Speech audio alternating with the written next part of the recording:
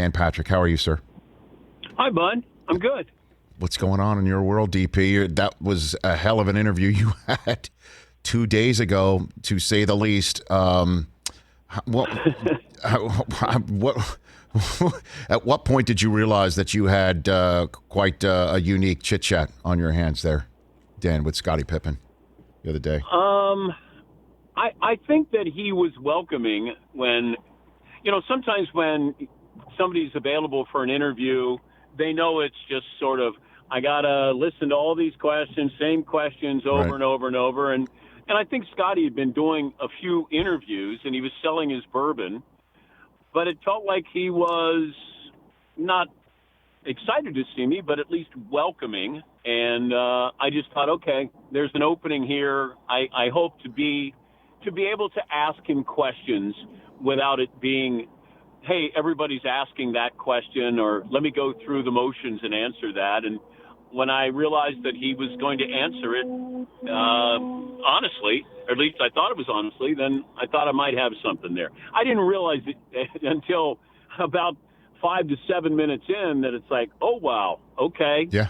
Now let's buckle up, put the Hans device on. I think we're going to be going toe-to-toe a little bit. Well, I mean, I imagine the first time you interviewed Scottie was when he was winning championships with the Bulls when it first started, right? Yeah. So you've been around him a long time. I interviewed him on the night that he got drafted. Right. And I was there covering it, and he had gotten traded the night of the draft for Olden Polynice, and I was sitting there next to him and Olden Polynice. There's a group of reporters, and they Olden had gotten drafted by the Bulls, and Scottie got drafted by the Seattle Supersonics. And then they announced the trade. Those guys just switched hats, and then they started talking about their new respective teams. That was the first time I met him, and then after that, subsequently with the Chicago Bulls. Well, because I just seem to remember, the Kukoc stuff, where just the Bulls writ large, not just Scottie, everyone had a problem with Kukoc joining the team, that he wasn't really welcomed by the team. Like, at least that was the general sense of everything at the time when he sat. And the fact that Phil didn't turn to Scottie, certainly at the time and in the subsequent years, never thought about it as in racial terms. And so Scottie mentioned that earlier this week, and just your simple asking him to put a little bit more, detail behind it certainly opened a door. Did that surprise you, or had you already heard some of the footsteps about that even before he had said something? Dan. I had never heard anything like that. And I think when I saw it in print in GQ, when he was asked about that play, and he said that, there was racism involved in it, and I thought, I wonder if Scottie knows that he just called his head coach a racist. Right. And I said, to Fritzy, see if you can get Scottie on and tell him I want to talk to him about this quote. I want to know if he wants to add to it, subtract from it, put it in context. And even when I started talking to him, I was able to kind of feel it out of, okay, does he even know what I'm going to be talking to him about? And the point was, when I said, let's bring up 1994, he goes, no, I've already done that. And I thought, no, we're going to bring up the quote. And then, I said, do you realize you called Phil Jackson a racist? And he's like, yeah. And then I go, I don't know if he knows the magnitude of this. To call your head coach, one of the great coaches in history, a racist, and he didn't back down from it. And, he brought up the Kobe Bryant situation where Phil wrote a book. And that's why I said, well, that doesn't make him racist. That means he might be disloyal. And he was having nothing to do with it. And I thought, okay, this is going to become a really big deal. And there are times when I did the interview with Russell Wilson, in the moment, I realized this is going to be a really big deal. Sometimes the person you're interviewing doesn't know it, but I think in those terms when I'm interviewing somebody, and that is, oh, that's going to stand out. That's a quote. That's a headline. It doesn't always happen, but in the moment, sometimes you're going, oh boy, And I certainly felt that way with Scottie. Yeah, and you're referring to when Russell was talking about his protection and things of that nature. You interviewed him just a couple days after he won the Walter Payton Man of the Year award, right after the Super Bowl, when he was sitting there and watching Brady do what he did, which is definitely resonating in the quarterback world. Dan Patrick here on the Rich Eisen Show. And again, just to go into that response that Scottie did give you about Phil and why he thought that Tony took the shot. You also got a soliloquy from him where, again, I know as an interviewer, sometimes you either have to keep pushing or you're just like, okay, that's basically your answer. What is he going on about the Steve Kerr play and the cameras being in the huddle and that Jordan knew that the cameras were there and he could control them? Like was he inferring that Jordan knew the Last Dance documentary was going to come like decades later and he wanted to lay tracks about why he wasn't getting the final shot to cover for Phil's racism? Is that what I don't understand what was he saying there? You know? That one felt like it was a little a big leap from what we were talking about to, right. Hey, I have an isolated incident here, and it has to do with because I was bringing up that Phil designing a play for Steve Kerr, right. that Michael didn't have a problem with it, and then that's when Scottie said, no, Michael designed the play. He knew the cameras were rolling. He wanted to take charge of it. It wasn't Phil who made that call. And I had never heard that before either, and I was there with that in those moments. Right. And I never heard anybody say after the fact, hey, Michael's the one that called that play, not Phil. And here's the reason why he did it. I don't know. So, there are times when you go, okay, I don't know where he's going with this, but I do want to say this in all fairness to Scottie. Yes. I asked a question. He gave me an answer. It's not like he tried to, like he truly feels this way. And I know no one has come to his defense here, but it doesn't mean he's wrong.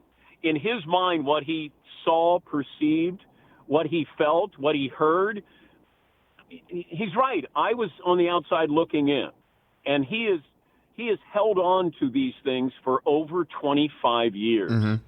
I think the documentary hurt him a lot more than we know, and I think it embarrassed him. I think when your kids are watching this now, it's one thing that he went through it. Now his children are watching this.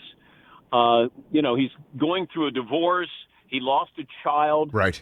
There was a lot of things that throw in there and just to try to make sense of it. But I just didn't want to come off as Tony was, saying crazy things just to say crazy. I've been around Rodman. I've been around Tyson. I've been around guys who say crazy things.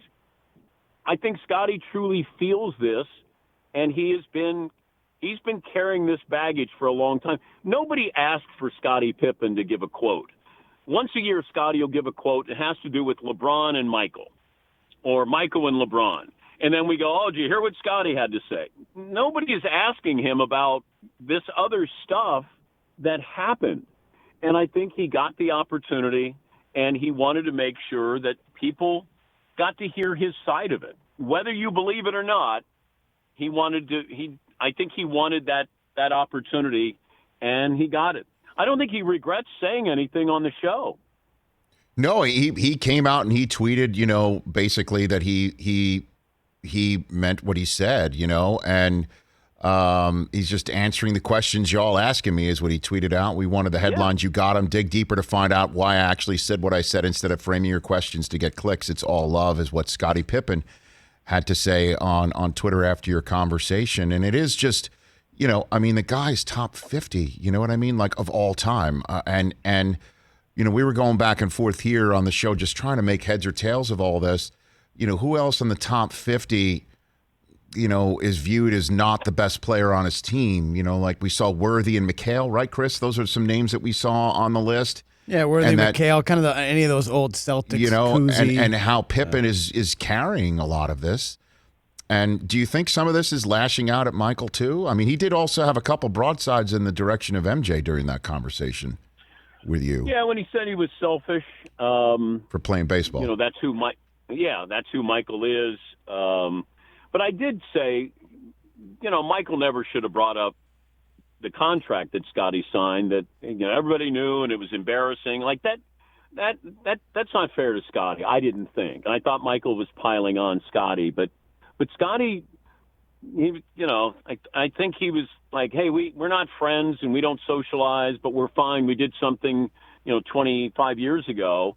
I moved on with that, but he hasn't moved on from that, and it feels like he's holding on to some grudges for a long time, and now we're kind of finding out. He's kind of illuminating us on just how deep those are, and I don't think they're remedied anytime soon. I don't know if Phil Jackson's going to reach out and say, like, what do you say to Scott? Yeah, right. Or right? And Michael's not going to reach out. Michael's like, hey, this is how I treat all my friends. I give them, grief. But I don't know. We reached out to Steve Kerr. We reached out to Phil Jackson. We reached out to Michael Jordan just to see if I wanted to be fair to the story. I wanted to be fair to him. But what do I ask Phil Jackson? Are you a racist? Are you aware of I know. Yeah, exactly. I know.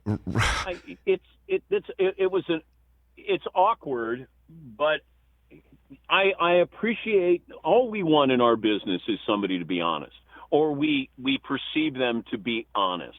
And when they are, usually we criticize them and after the fact. But if you say you're going to be honest with me, that's the only thing I can ask for in an interview. And Scottie was being honest in his opinion, yep. And I appreciate that. I'm yet to find somebody who backs it up, but that doesn't mean somebody can't or won't. Isn't it amazing, Dan? It's a second straight summer where the dynastic Bulls are one of the top stories in the NBA. and how we who talk sports for a living and cover it, and fans who love it, all would want their team to have the same level of success as these Bulls. And it just seems on occasion how miserable everybody kind of was. It really is wild when you think about it. I just thought that they would be a little bit more of a collective unit. But when you realize they didn't like the owner, they certainly didn't like the GM, they didn't like Kukoc, and that's based off Jerry Krause. Jerry found Tony Kukoc, going to bring him over here, and then Michael and Scottie famously dogged him, in the Olympics and wanted to prove that this guy's not great. And here's Scottie, first year, here's his big opportunity, and he gets to take the shot, and now he's Michael, and, Phil designs a play. You're down 2-0. If you lose this, you got no shot, and they design a play. Tony hits the shot, and, imagine if Tony doesn't hit the shot, what people would have said. Like, we give Phil credit. He called Kukoc was a better deep shooter than Scottie. Scottie wasn't a great shooter. He was a very good scorer, but if it doesn't work, then people are going to be like, why wouldn't you design a play for Scottie? But it worked, as so many things that Phil did, worked out that way. But I don't know. It's just it's. I love the character studies of people. I love trying to understand somebody, and when people say, well, when you do an interview, I said, I just listen. Like, who are you? Russell Wilson can give you. He's like the Derek Jeter of football players. He appears to be giving you something. He's very nice. He's available, but he doesn't say anything. Mm-hmm. And then when you realize, oh boy, Russ is being honest here. Right. And I almost had to say to him, wait, you know what you're saying right now? Like you feel like you're going to be traded. Well, I don't know if, I'm going, okay, this is honesty. And whenever you get it, it is a treat. And you don't want to let it go. And that was the way I felt with Scottie. I didn't want to stop the interview. But then I think he got a little angry at me when he said, do you understand English? Like I couldn't comprehend what he was saying, which I do understand English. I still couldn't comprehend what he was saying. Because I thought, this is mind-blowing here. It was.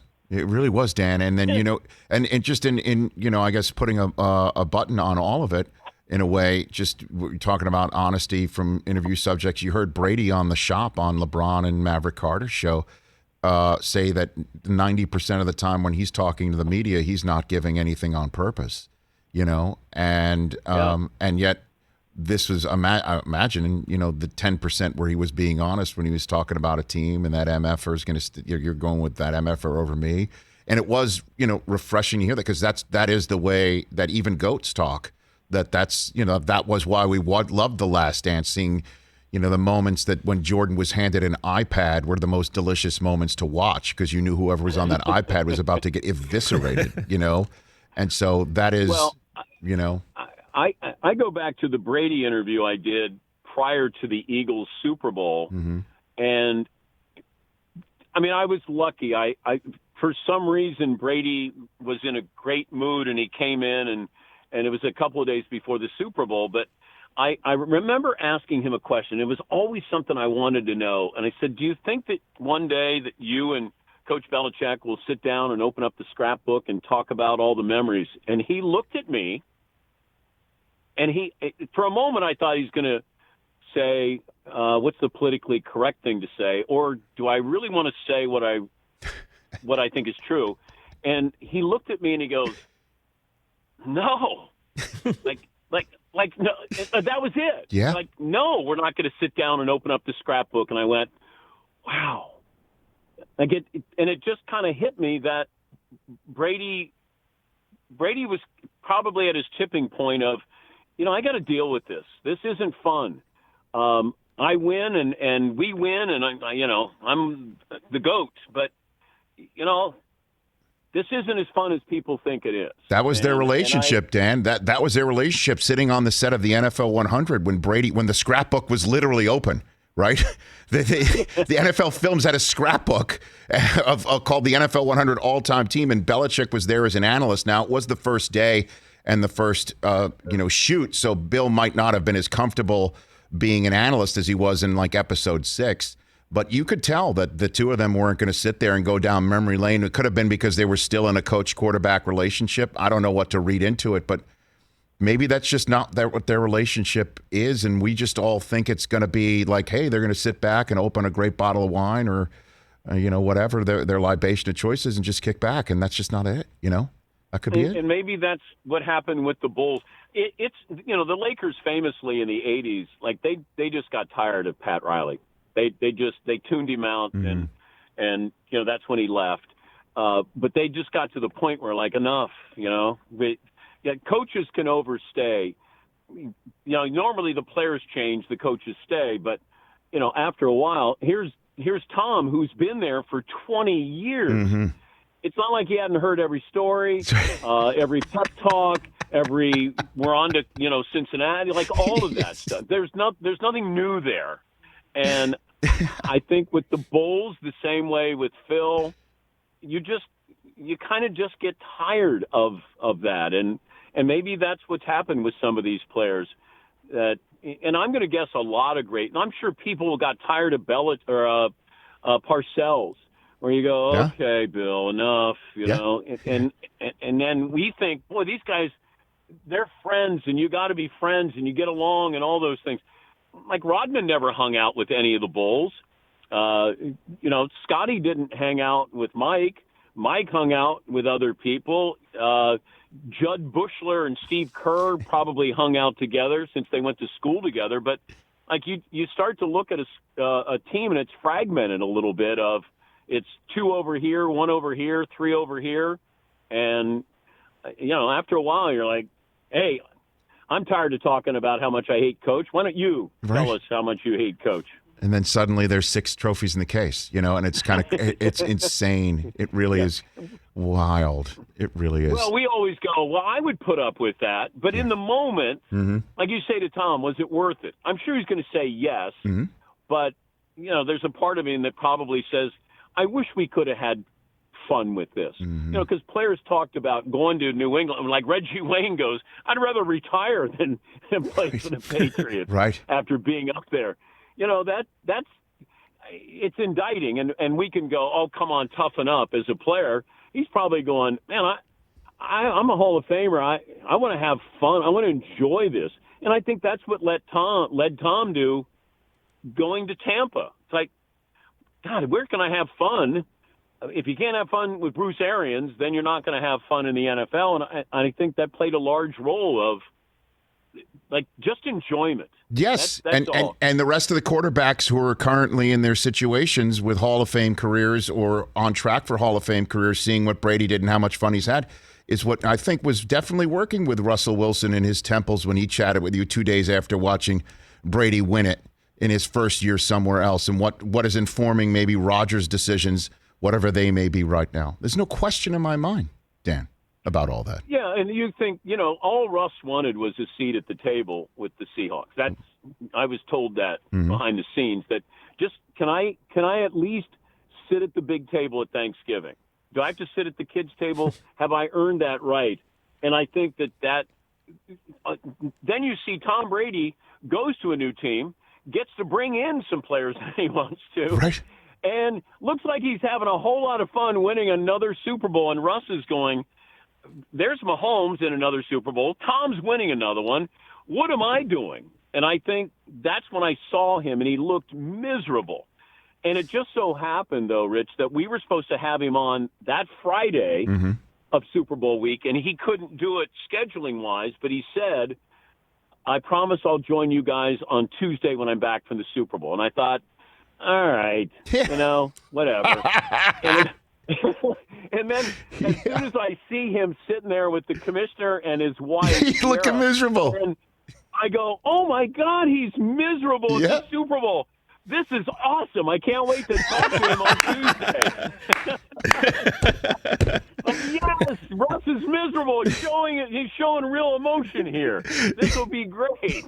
Oh, God. DP, you're the best. Everything, Rich. I know. It's amazing. Great interview. Thanks for the time. You take care. We'll chat soon. Thank you, guys. Talk to you soon, Rich. There you go. That's DP, everybody. Hey, Dan. Dan Patrick. Hey, you watched all the way to the end. Thanks for that. Watch more right here.